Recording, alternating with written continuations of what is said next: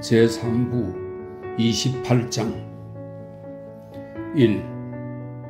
아버지가 달라졌음을 소년들이 알아챈 것은 저녁 식사 때였다. 그들은 아버지를 하나의 존재, 즉 들어도 귀담아 듣지 않고 보아도 인식을 하지 못하는 존재로 알고 있었다. 그는 뜬구름 같은 아버지였다. 소년들은 흥미거리나 새로운 것을 발견했을 때나 필요한 것이 있을 때 아버지에게 말하는 법이 없었다. 리는 그들이 접하는 유일한 어른의 세계였다. 리는 그들을 키우고 먹이고 입히고 교육을 시켰을 뿐만 아니라 아버지에 대한 존경심도 심어주었다. 아버지는 아이들에게 신비스러운 존재였다. 아버지의 말과 법은 리를 통해 전달되었다. 물론 그것은 리가 만들어낸 것이었지만 리는 애덤의 말이라고 둘러댔다. 애덤이 살리나스에 돌아온 첫날 밤 칼과 아론은 처음엔 놀라고 그 다음에는 당황했다. 애덤이 그날따라 그들의 말에 귀를 기울이고 질문을 하고 그들을 자세히 살펴보았기 때문이다. 이런 느닷없는 변화에 그들은 겁이 났다. 애덤이 말했다. 너희들 오늘 사냥을 간다면서? 새로운 상황에 부딪히면 누구나 그러하듯이 소년들은 조심스러웠다. 잠시 머뭇거리다가 아론이 대답했다. 네, 그랬어요. 뭐 잡은 거라도 있니? 이번에는 한참 있다가 대답했다. 네, 잡았어요. 뭘 잡았는데? 토끼요. 화살로 말이니? 누가 잡았지? 아론이 말했다. 둘이 쐈어요. 누구의 화살이 맞았는지 모르겠어요. 애덤이 말했다. 자기 화살을 자기가 모른단 말이야? 내가 어렸을 땐 내 화살에 표시를 해놓았는데? 아론은 문제가 생길까봐 이번에는 아무 대꾸도 하지 않았다. 그러자 칼이 잠시 기다렸다가 말했다. 그건 내 화살이었어요. 틀림없어요. 하지만 내 화살이 형 화살통에 있었을지도 모른다고 우리는 생각하고 있어요. 어째서 그런 생각을 했니? 모르겠어요. 하지만 저는 토끼를 맞춘 건 형이라고 생각해요. 칼이 말했다. 애덤은 눈길을 돌렸다. 너는 어떻게 생각하니? 내가 맞춘 것 같은데 확실히 모르겠어요. 너희 둘은 우애가 깊구나. 두 소년의 얼굴에서 불안한 기색이 사라졌다. 함정은 없는 것 같았다. 토끼는 어디 있니? 애덤이 물었다. 칼이 말했다. 아론이 에이브라에게 선물로 주었어요. 그런데 그 애가 버렸어요. 아론이 말했다. 왜? 모르겠어요. 전 그 애와 결혼하고 싶었어요. 그랬니? 네. 칼, 너는 어땠니? 형에게 양보할래요? 칼이 말했다. 애덤이 웃었다. 그들은 아버지의 웃음소리를 들은 기억이 없었다. 그 애가 귀엽니? 그가 물었다. 네, 그 애는 훌륭해요. 착하고 상냥해요. 아론이 말했다. 그 애가 내 며느리가 된다면 좋겠구나. 리는 식탁을 치우고 나서 부엌에 한바탕 들그덕거리는 소리를 내더니 금방 돌아왔다. 이제 자야지? 리가 물었다.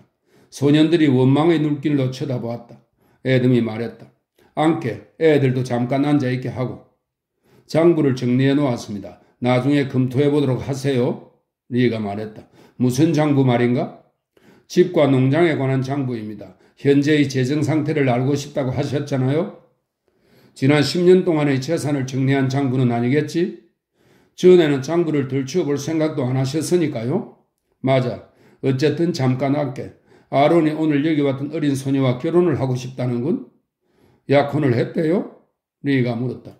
그 여자애는 아직 아론을 받아들이지 않은 것 같아. 시간이 좀 걸릴 거야? 애덤이 말했다.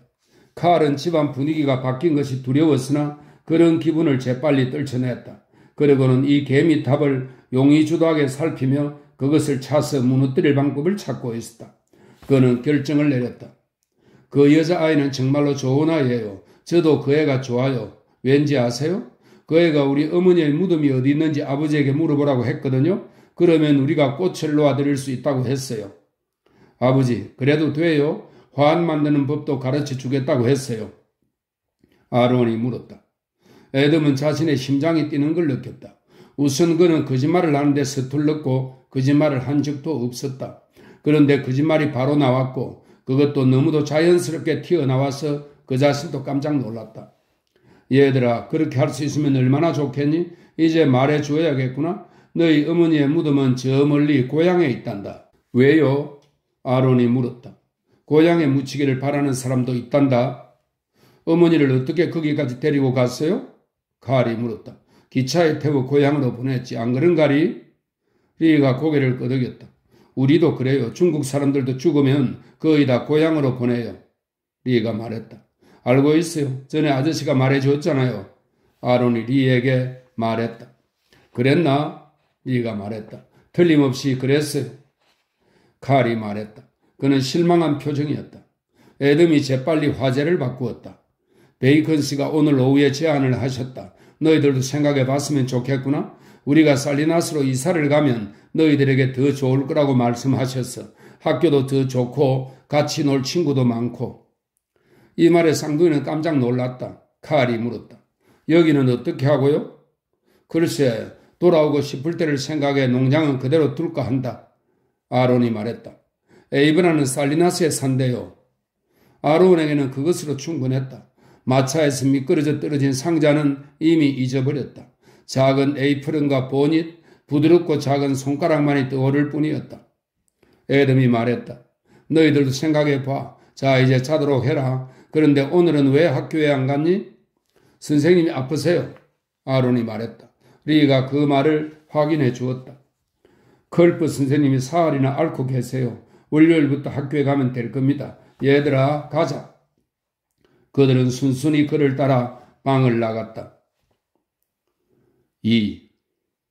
애덤이 미소를 띠고 말없이 램프를 바라보며 집게 손가락으로 무릎을 치고 있을 때 리가 돌아왔다. 애덤이 물었다. 애들이 뭘 알고 있는 건가? 모르겠어요. 그 여자애 때문일 겁니다. 리가 대답했다. 리는 부엌으로 갔다가 커다란 마분지 상자를 들고 돌아왔다.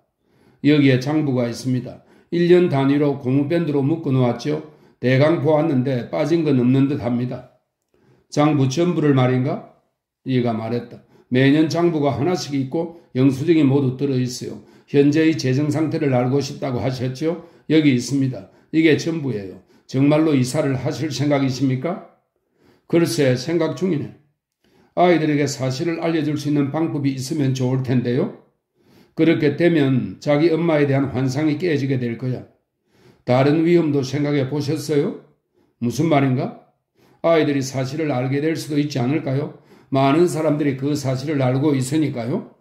글쎄, 아마 애들이 더 크면 말하기가 쉬워지겠지.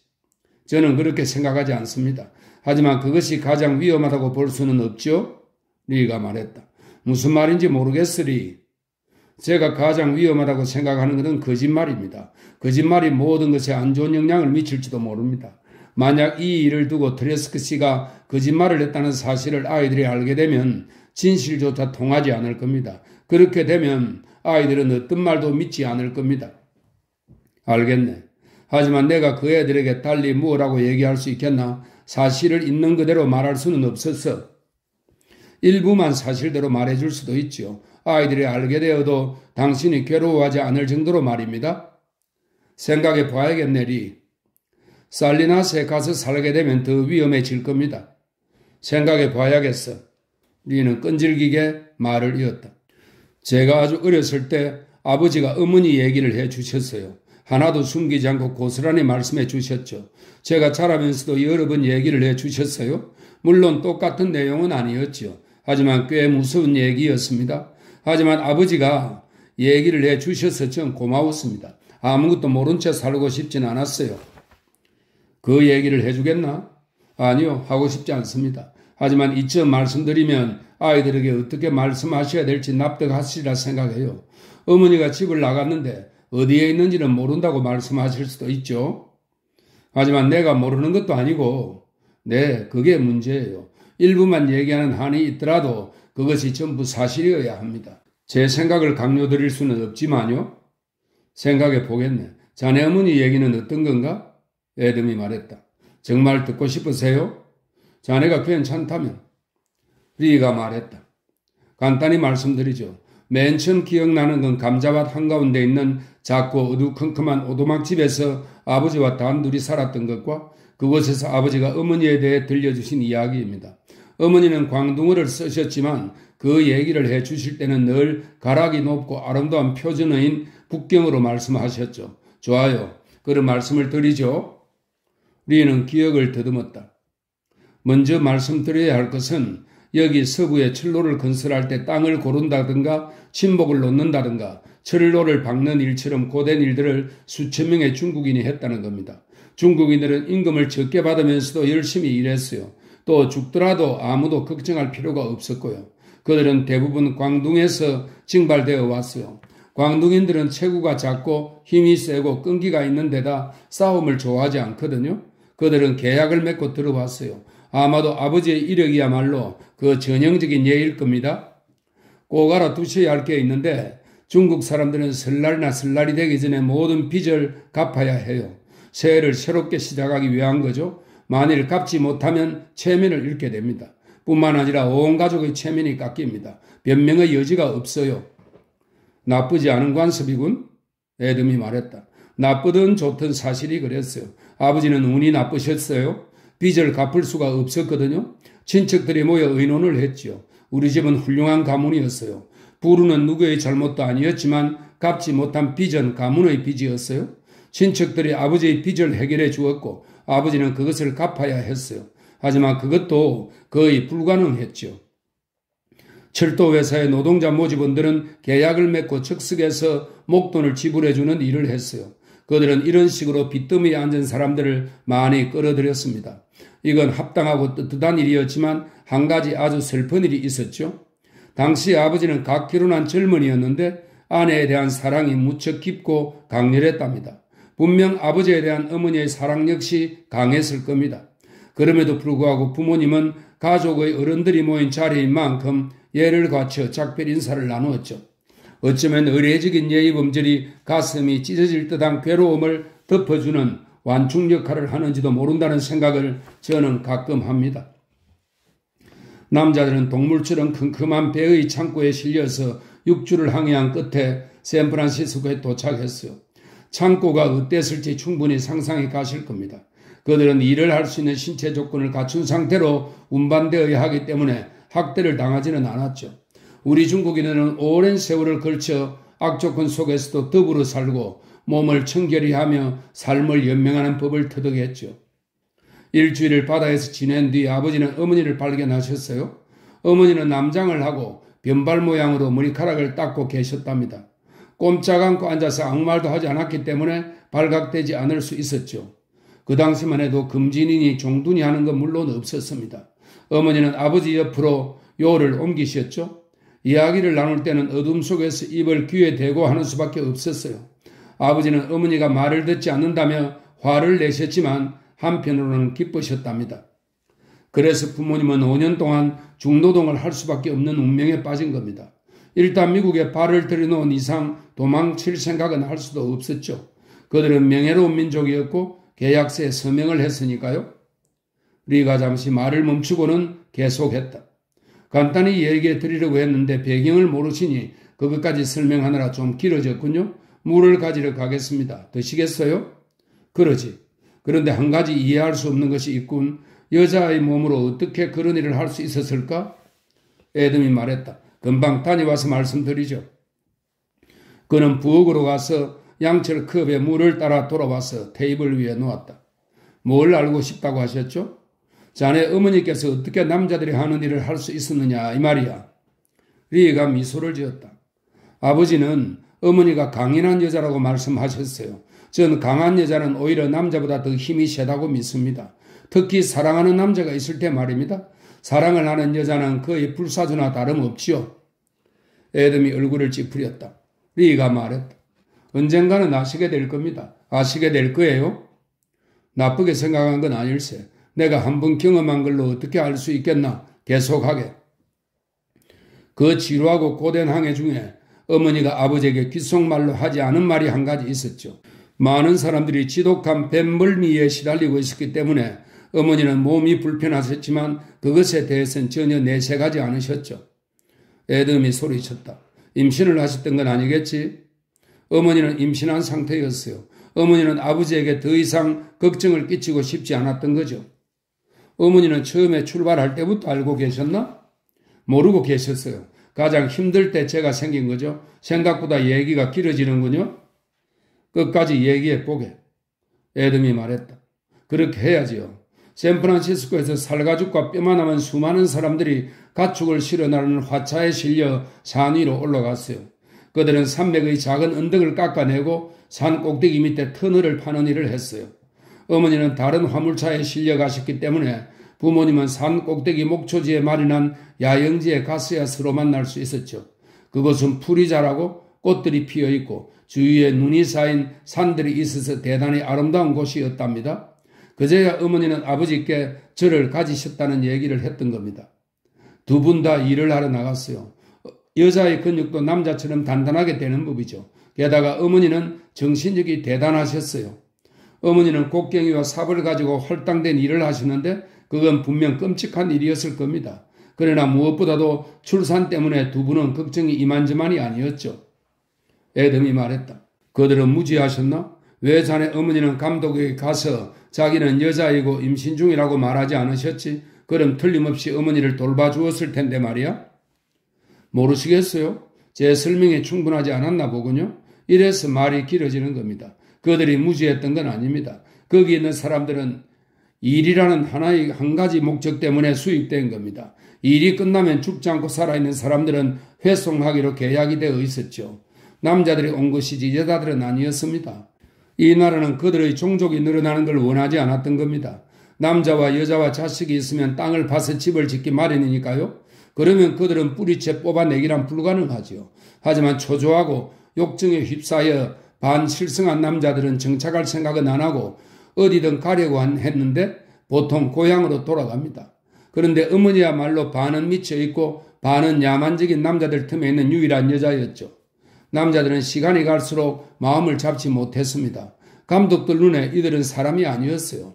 통제를 하지 않으면 위험해지는 동물들이었죠. 어머니가 왜 도움을 청하지 않았는지 아시겠어요? 도움을 청했다면 그들은 어머니를 야영지 밖으로 쫓아냈을 거예요. 어쩌면 총으로 쏴서 소처럼 매장을 했을지도 모르죠. 사소한 소동 때문에 15명이 사살되기도 했으니까요.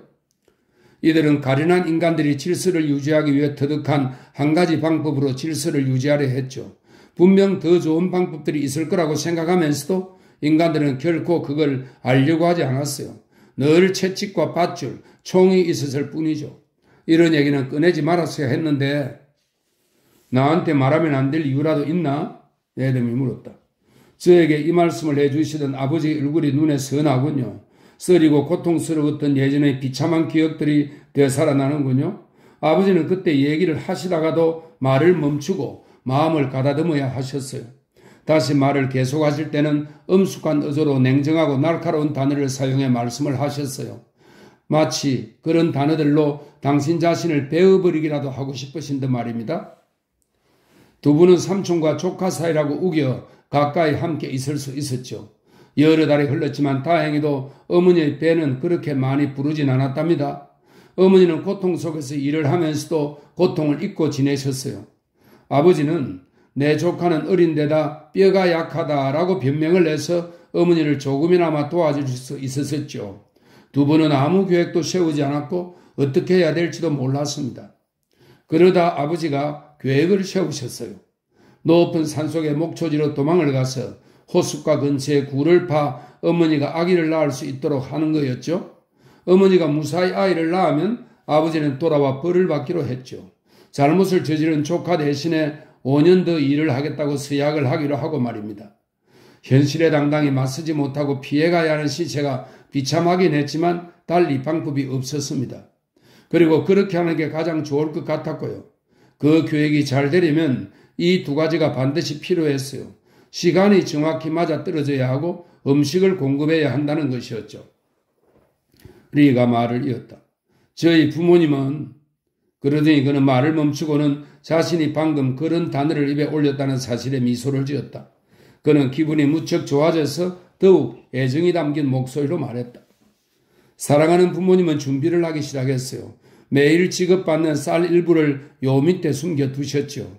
아버지는 긴 끈을 주워왔고 철사 조각을 갈아서 낚시 바늘을 만드셨죠. 산속의 호수에서 송어를 잡으려고 말입니다.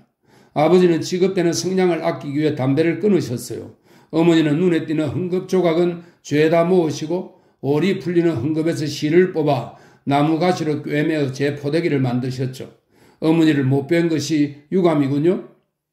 나도 마찬가지일세. 그 얘기를 세뮤얼 해밀턴 씨에게도 해드렸는가? 애덤이 말했다. 아니요. 그랬다면 좋았을 텐데 말입니다. 그분은 인간의 영혼을 찬미하셨던 분이니까요. 이 얘기를 들었으면 인간 승리라고 생각하셨을 겁니다. 그분들이 그곳에 무사히 가셨기를 바라네. 애덤이 말했다. 그 심정 이해합니다. 아버지가 얘기해 주실 때 전 이렇게 말했거든요.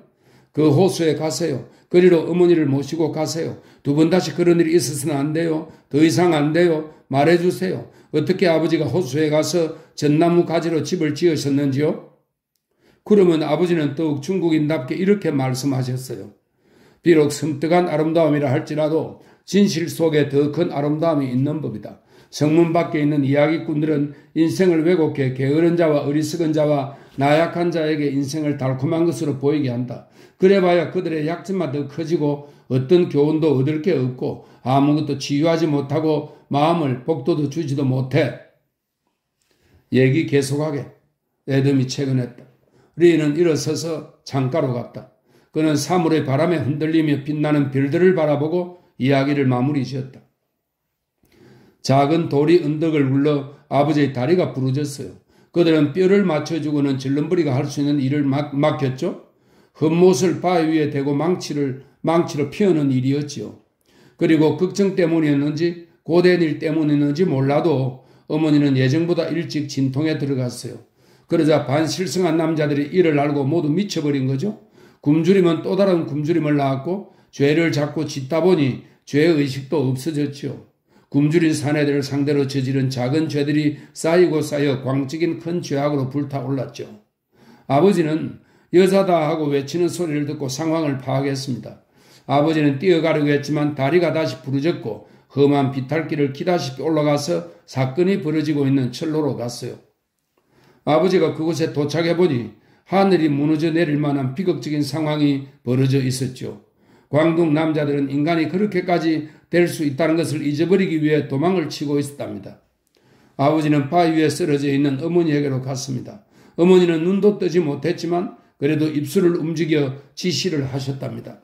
아버지는 만신창이가 되어 있는 어머니의 몸에서 손가락으로 저를 끄집어냈어요. 어머니는 오후에 바위 위에서 돌아가셨죠. 애덤은 거칠게 숨을 내쉬었다. 리가 단조로운 어투로 말했다. 그들을 정오하기 전에 이걸 아셔야 해요. 아버지가 늘 마지막에 그 말씀을 하셨어요. 저처럼 극진하게 보살핌을 받은 아이가 없을 거라고요.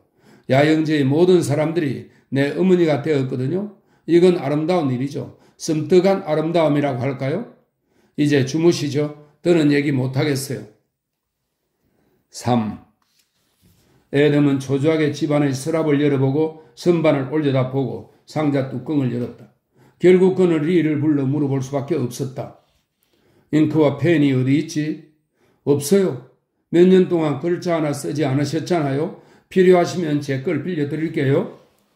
리는 자기 방으로 가서 땅딸마간 잉크병과 무딘 펜, 편지지와 봉투를 들고 와서 탁자 위에 놓았다. 애덤이 물었다. 내가 편지를 쓰려고 하는지 어떻게 알았나? 동생분에게 편지를 쓰려고 하시는 거 아닙니까? 맞아. 그렇게 오랜만에 편지를 쓰시려면 힘들 겁니다. 사실 편지를 쓰는 것은 쉽지 않았다.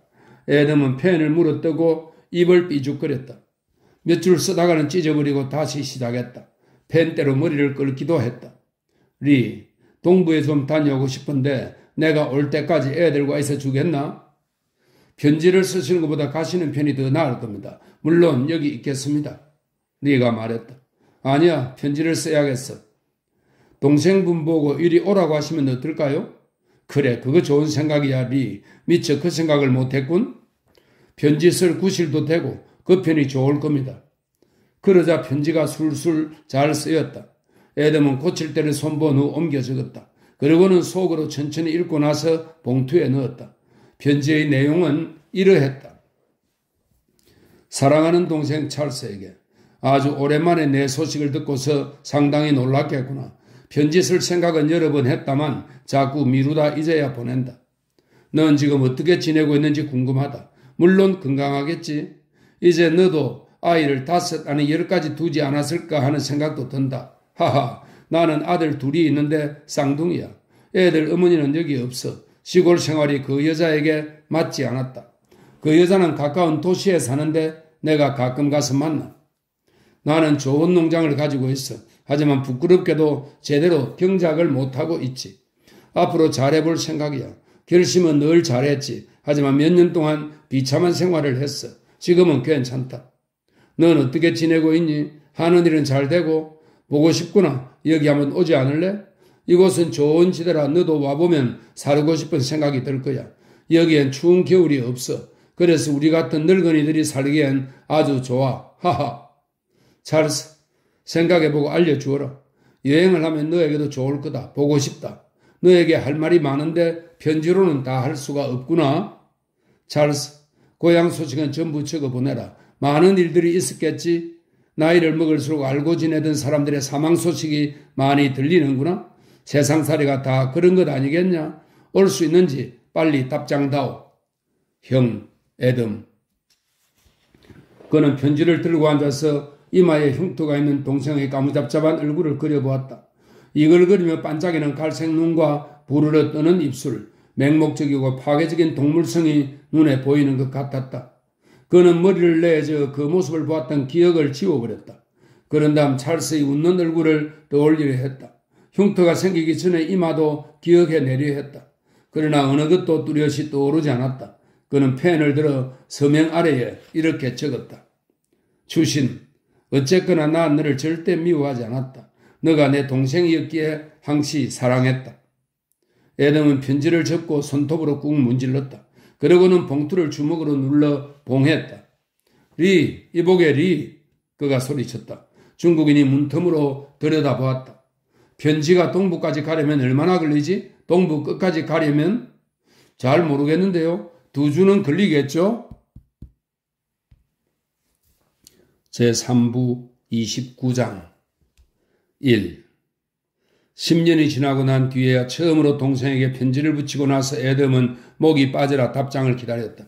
시간이 얼마나 지났는지도 잊고 있을 정도였다. 편지가 샌프란시스코에 도착하기도 전에 그는 리에게 큰 소리로 물었다. 왜 답장을 안 할까? 이제야 편지를 썼다고 화가 난 걸까? 하지만 편지를 안 쓰긴 서로 마찬가지인데 아니지. 그 애가 우리 집 주소를 모르지. 어쩌면 이사를 갔는지도 모르겠군. 리가 말했다. 며칠밖에 안 지난걸요. 기다려보세요. 동생이 정말 여기로 올까? 그는 자문도 하고 자신이 정말로 찰스가 오기를 바라는지 생각도 해보았다. 편지를 붙였기 때문에 그는 찰스가 수락을 할지도 모른다는 생각에 덜컥 겁이 났다. 그는 한시도 가만히 있지 못하고 이 물건 저 물건에 손을 대는 어린아이처럼 행동했다. 그는 쌍둥이들의 일에 관심을 갖고 학교에서 있었던 일에 대해 수시로 질문을 했다. 오늘은 무엇을 배웠니? 아무것도 안 배웠어요. 저런 무엇이든 배웠을 테지. 책을 읽었니? 네. 뭘 읽었지? 개미와 배짱이 얘기요. 재미있었겠구나. 독수리가 아기를 채워가는 이야기도 있어요. 그래, 기억난다. 줄거리는 생각나지 않지만 아직 거기까지 나가지는 않았어요. 그림만 봤어요. 소년들은 짜증이 났다. 애덤이 서툴게 아버지 노릇을 하고 있는 동안 칼은 아버지에게서 주머니 칼을 빌렸다.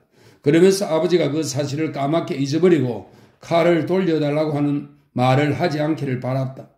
마침 버드나무에 물이 오르기 시작해 나무 껍질이 쉽게 벗겨졌다. 애덤은 아이들에게 버들피리 만드는 법을 가르쳐 주려고 칼을 도로 가져갔다. 버들피리 만드는 법은 3년 전에 리가 이미 가르쳐 준 것이었다. 그런데 애덤은 자르는 법을 잊어버렸다. 그가 만든 버들피리는 아무 소리도 나지 않았다. 어느 날 정오에 윌 해밀턴이 요란하게 엔진 소리를 내고 들끄덕거리며 새 포드 자동차를 몰고 왔다. 자동차는 저속 기어로 달리고 있었고 차 덮개는 폭풍에 시달리는 배처럼 흔들거렸다. 차체에 달린 노쇠 라디에이터와 발판의 프레스토라이트 탱크가 눈부시게 번쩍이고 있었다. 그는 브레이크 레버를 잡아당기고 스위치를 끈 다음 가죽 의자에 등을 기댔다. 엔진이 과열되어 있었기 때문에 점화를 하지 않아도 여러 번 역할을 일으켰다. 차를 가져왔습니다. 윌은 한껏 들뜬 척하며 소리쳤다. 그는 포드 자동차라면 질색을 냈지만 그것으로 날마다 거액을 벌고 있었다. 애덤과 리가 차 내부를 들여다보는 동안 윌 해밀턴은 날로 불어나는 살 때문에 씩씩거리며 자신도 잘 알지 못하는 자동차 작동 방법을 설명하고 있었다. 시동을 걸고 운전을 하고 자동차를 관리하는 방법을 배우는 것이 얼마나 어려웠는지 지금으로서는 상상하기 힘든 일이다. 전 과정이 복잡했을 뿐만 아니라 백지 상태에서 시작해야 했기 때문이다. 요즘 어린이들은 어려서부터 내연 엔진의 이론과 속성, 특징을 알면서 성장한다. 그러나 그 당시에는 엔진이 전혀 움직이지 않을 것이라고 굳게 믿고 운전을 배우기 시작했다. 그런 믿음이 들어맞는 경우도 간혹 있었다. 현대에 들어와서 자동차 엔진에 시동을 걸려면 두 가지만 하면 된다. 즉 열쇠를 돌리고 시동장치를 작동시키기만 하면 되는 것이다. 그 외의 모든 것은 자동이다. 당시에는 그 과정이 아주 복잡했다. 자동차에 시동을 걸려면 좋은 기억력과 힘센 팔, 느긋한 성격, 맹목적인 희망뿐만이 아니라 어느 정도 마술을 부릴 줄도 알아야 했다. 간혹 T형 크랭크를 돌리다가 땅에 침을 뱉고 주문을 외우는 사람들도 볼 수 있었다. 윌 해밀턴은 자동차에 대해 설명을 한 다음 다시 처음부터 반복한다. 그의 손님들은 크게 눈을 뜨고 테리어 개처럼 흥미를 보이며 그의 말에 끼어드는 법 없이 적극 협조해 주었다. 그러나 세 번째 설명을 시작했을 때 윌은 더 이상 설명을 할 수가 없었다. 그는 쾌활하게 말했다. 솔직히 말씀드려야겠군요. 이건 제 전문 분야가 아닙니다. 다만 배달하기 전에 자동차를 보여드리고 또 엔진 소리를 들려드리고 싶었어요. 자, 이제 저는 시내로 돌아가고 내일 전문가와 함께 이 자동차를 보내드리겠습니다. 제가 일주일 걸려 설명할 것을 그 사람은 몇 분 만에 더 알차게 설명드릴 수 있을 겁니다. 어쨌거나 전 차를 보여드리고 싶었을 뿐입니다. 윌은 자기가 알아야 할 주의사항까지 잊어버리고 말았다. 그는 얼마 동안 크랭크를 돌리다가 다음날 기술차를 보내겠다고 약속했다. 그러고는 애덤에게서 마차와 말을 빌려 시내로 갔다. 3. 다음날 쌍둥이는 도저히 학교에 갈 수가 없었다. 학교에 가라고 해도 가지 않았을 것이다. 포드 자동차는 윌이 세우던 자리인 떡갈나무 밑에 혼자 떨어져서 보란 듯 뚱하게 있었다. 새 자동차 주인들은 그 주위를 빙 돌면서 위험한 말을 달래기나 하듯 가끔씩 어루만졌다. 리가 말했다. 이 자동차에 익숙해질 수 있을지 모르겠군요. 애덤이 자신 없게 말했다. 물론 익숙하게 될 거야. 자네가 제일 먼저 온 동네를 몰고 다닐 텐데. 자동차의 원리를 이해하려고 노력은 하겠지만 운전은 절대 안 합니다. 리가 말했다. 두 소년은 차 안으로 들락날락하면서 무언가를 만지고는 뛰어나왔다. 이 장치는 뭐예요, 아버지? 손대지 마라. 무엇에 쓰는 거예요? 모르겠다. 하지만 손대지 마. 골치 아픈 일이라도 생기면 어떡하니? 그 아저씨가 아버지한테 설명을 해 주었잖아요. 잊어버렸다. 자, 물러서라. 말 안 들으면 학교에 보내버린다. 칼, 내 말 안 들리니? 그걸 열지 마라. 그들은 아침 일찍 일어나서 준비를 했다. 11시가 되자 모두 초조해졌다. 점심때에 맞춰 기계공이 마차를 몰고 왔다. 그는 사슴 가죽 구두와 최신 유행의 더치스 바지를 입고 있었다. 넓고 네모진 코트는 그의 무릎까지 내려와 있었다. 마차에 타고 있는 그의 옆자리에 작업복과 도구가 든 가방이 놓여 있었다. 그는 19살이었는데 담배를 질근질근 씹었다. 그는 3개월 동안 자동차 강습소에서 교육을 받으면서 인간을 극도로 경멸하게 되었다. 그가 침을 뱉더니 고삐를 리에게 던졌다. 이 형편없는 말을 데리고 가요. 도대체 어디가 앞이고 어디가 뒤이세요? 그는 특별열차에서 내리는 대사인 양 마차에서 내렸다. 그리고는 쌍둥이를 보더니 비웃는 듯한 표정을 짓고는 차갑게 애덤을 돌아보았다. 식사 때 마치 왔는데 늦은 건 아니겠죠? 리와 애덤은 서로 물끄러미 바라보았다. 그들은 점심시간에 대해서는 까맣게 잊고 있었다. 자신이 무슨 신이라도 되는 양 유세를 뜨는 기계공은 집안에서 치즈와 빵, 차가운 고기, 파이, 커피, 초콜릿 케이크를 마지못해 먹었다. 나는 음식을 따뜻하게 해서 먹거든요. 자동차가 제대로 붙어 있기를 바란다면 어린애들은 쫓는 게 나을걸요? 기계공은 느긋하게 식사를 들고 현관에서 잠시 쉰 후 가방을 들고 애덤의 방으로 들어갔다. 잠시 뒤 그는 줄무늬 작업복에다 앞면에 포드라고 쓰여있는 하얀 모자를 쓰고 나타났다. 공부 좀 하셨습니까? 그가 말했다. 공부라니? 애덤이 물었다. 시트 밑에 있는 설명서를 읽지도 않으셨어요? 있는지도 몰랐는데 에덤이 말했다. 아이고. 젊은 친구가 진절머리를 치며 말했다. 그는 직업 정신을 겨우 걸어모아 단호하게 차를 향해 갔다. 시작하는 것이 좋겠어요. 공부를 하지 않았다면 시간이 얼마나 걸릴지 모르겠군요. 에덤이 말했다. 해밀턴 씨는 어젯밤에 시동을 걸지 못하더군. 기계공이 잔뜩 폼을 잡고 말했다. 그분은 항상 자석 발전기로 시동을 걸려고 하죠. 좋아요. 시작합시다. 내연기관의 원리는 알고 계시죠? 모르는데 에덤이 말했다. 세상에. 그는 양철 뚜껑을 열고 말했다. 이게 내연 엔진이에요. 네가 조용히 말했다. 젊은 사람이 아는 것도 많군. 청년은 그에게 몸을 획 돌려 얼굴을 찌푸렸다. 뭐라고 했어요? 그가 다그치듯 물었다. 그러고는 에덤을 향해 말했다. 중국 놈이 뭐라고 했어요? 리는 양손을 벌리고 온화하게 미소를 지었다. 아주 똑똑한 친구라고 했소. 대학에 다니는 모양이지 아주 현명해요. 그는 조용히 말했다. 조라고 불러요. 청년은 아무 이유 없이 큰 소리로 말하더니 덧붙였다. 대학이라고? 그 사람들이 뭘 알아요? 점화 시기 조절 장치를 탈 줄 아나? 접점을 다룰 줄을 아나? 대학이라고요? 그는 갈색 침을 땅바닥에 퇴하고 뱉었다. 쌍둥이들은 감탄의 눈길로 그를 바라보았다. 칼은 자기도 한번 해보려고 혀속에 침을 모았다. 에덤이 말했다. 리는 자네가 이 방면을 훤히 꿰고 있다고 감탄할 걸세. 그러자 오만불손하던 청년이 돌연 부드럽게 나왔다. 그냥 조라고 부르세요. 차에 대해 알고 싶어서 시카고에 있는 자동차 학교에 다녔죠. 그곳이야말로 진짜 학교라고 할 수 있죠. 대학과는 차원이 달라요. 아저씨가 훌륭한 중국놈. 그러니까 내 말은 훌륭한 중국 사람을 데리고 있다고 아버지가 그러시더군요. 누구 못지않게 훌륭하대요. 그리고 정직한 사람이래요. 하지만 나쁜 사람들은 정직하지 않죠. 그럼요. 나쁜 사람은 정직하지 않죠. 하지만 훌륭한 중국인은 정직해요. 나도 그런 부류에 포함됐으면 좋겠는데요. 착한 중국 사람처럼 보이는걸요. 조라고 불러요. 에덤은 그 대화에 어리둥절했으나 쌍둥이는 그렇지 않았다. 칼이 아론에게 시범을 보였다. 조라고 불러요. 그러자 아론은 시범을 보였다. 조라고 불러요. 기계공은 다시 본인의 임무로 돌아갔으나 말투는 부드러워졌고 업신여기는 듯한 태도는 사라지고 명랑하고 다정한 자세로 돌변했다. 이게 내연 엔진이에요. 그들은 외경의 눈빛으로 볼성사나운 쇠뭉치를 굽어보았다. 이제 청년의 말은 아주 빨라져서 새로운 시대를 찬양하는 위대한 노래처럼 들렸다.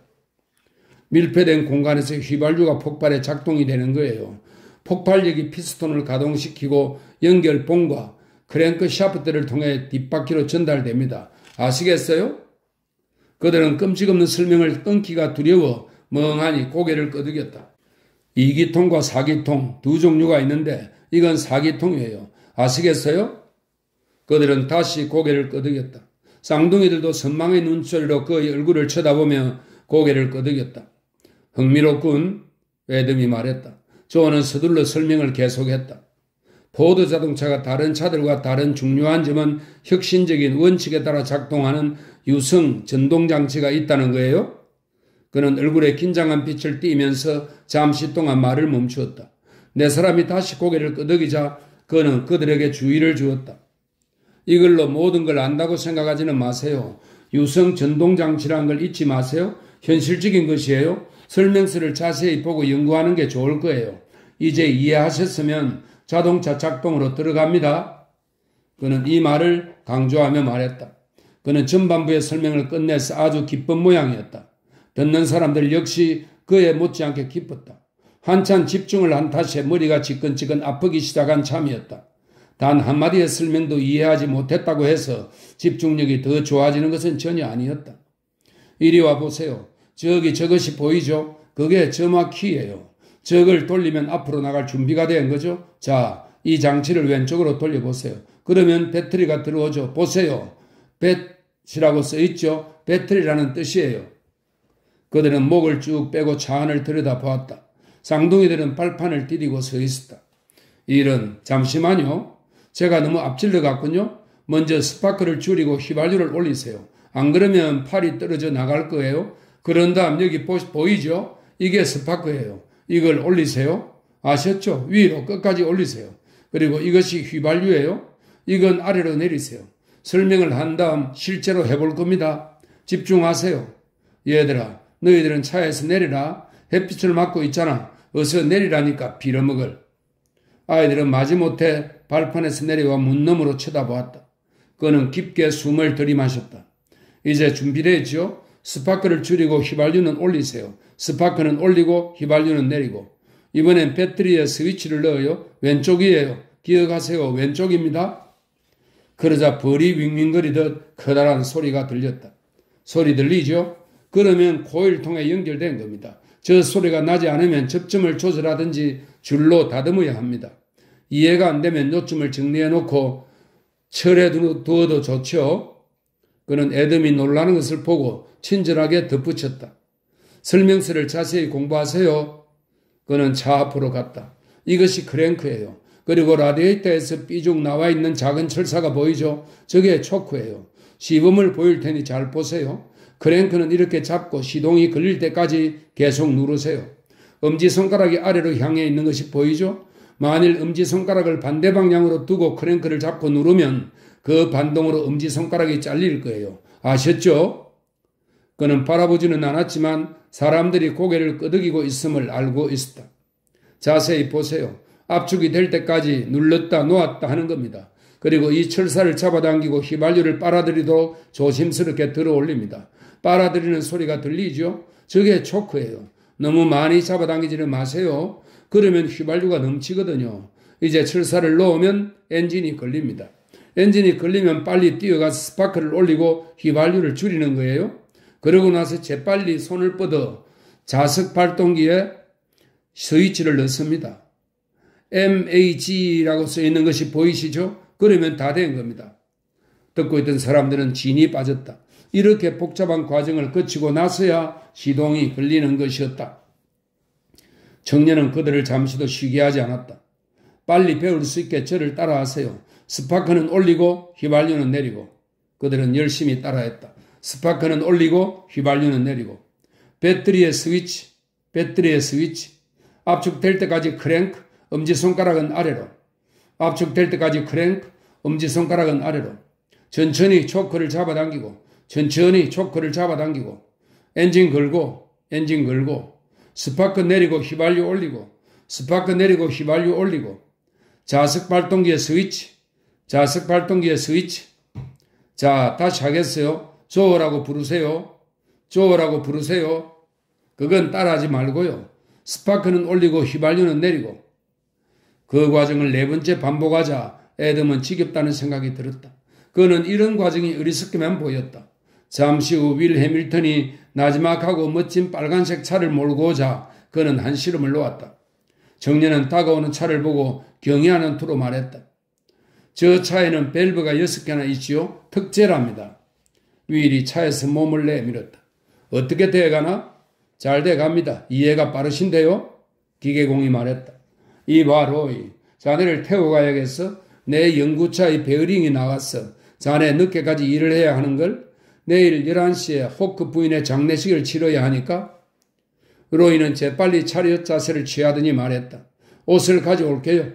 그는 집으로 달려갔다. 그가 가방을 들고 달려올 때 칼이 길을 막고 섰다. 있잖아요. 아저씨 이름이 조인 줄 알았는데요? 칼이 말했다. 조라니? 무슨 말이야? 아저씨가 우리한테 조라고 불러달라고 했는데 해밀턴 씨는 로이라고 부르잖아요? 로이는 웃으면서 튀어오르듯 차에 탔다. 조라고 불러달라는 말을 왜 했는지 아니? 아니요. 왜 그랬어요? 내 이름이 로이니까. 그는 한참 웃더니 웃음을 거두고 애덤에게 진지한 목소리로 말했다. 시트 밑에 설명서가 있으니 잘 읽어보세요. 아시겠어요? 그렇게 하지. 애덤이 말했다.